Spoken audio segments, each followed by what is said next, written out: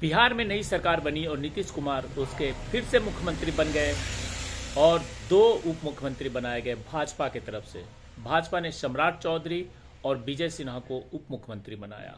ये कहानी तो यहीं पे समाप्त हो गई, लेकिन अगली जो कहानी है उसकी शुरुआत होने वाली है।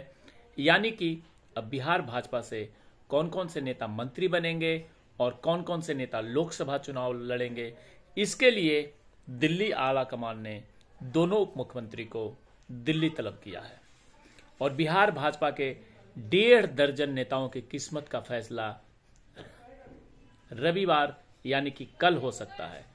भाजपा के प्रदेश अध्यक्ष सह उप मुख्यमंत्री सम्राट चौधरी और विजय कुमार सिन्हा आज शाम 6 बजे दिल्ली पहुंचने वाले हैं।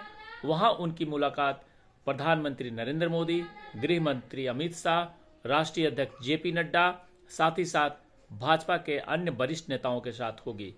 माना यह जा रहा है कि वरिष्ठ नेताओं से होने वाली इस मुलाकात में बिहार सरकार के मंत्रिमंडल विस्तार में शामिल होने वाले भाजपा के मंत्रियों, उनके पोर्टफोलियो, राज्यसभा के 2 सदस्यों, विधानसभा अध्यक्ष और प्रदेश अध्यक्ष के साथ ही बिहार विधानमंडल के दोनों सदनों में सत्तारूढ़ दल से भाजपा से होने वाले सचेतक व उप सचेतक के नाम पर चर्चा होगी।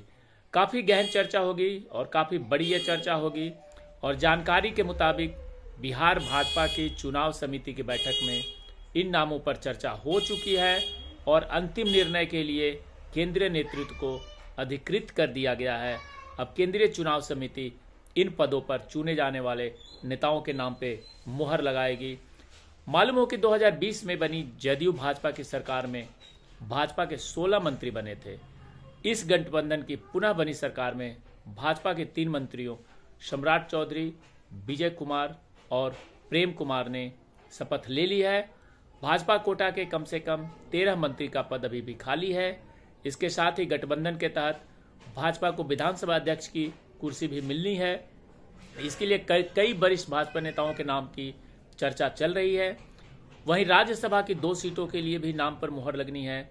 इनमें से एक सीट पूर्व उप मुख्यमंत्री सुशील कुमार मोदी का कार्यकाल खत्म होने की वजह से, जबकि दूसरी सीट संख्या बल के हिसाब से बोनस के रूप में मिली है। और सूत्रों की माने तो एक सीट से भाजपा अपना उम्मीदवार उतारेगी, जबकि दूसरी सीट से एनडीए सहयोगी दल को भी देगी। इस सीट से जीतन राम मांझी या उपेंद्र कुशवाहा में से किसी एक को उम्मीदवार बनाया जा सकता है। और सम्राट चौधरी को भाजपा विधानमंडल दल का नेता और उप मुख्यमंत्री बनाए जाने के बाद से भाजपा प्रदेश अध्यक्ष की भी कुर्सी खाली हो गई है और इस पद को भी किसी नए व्यक्ति को दिया जा सकता है।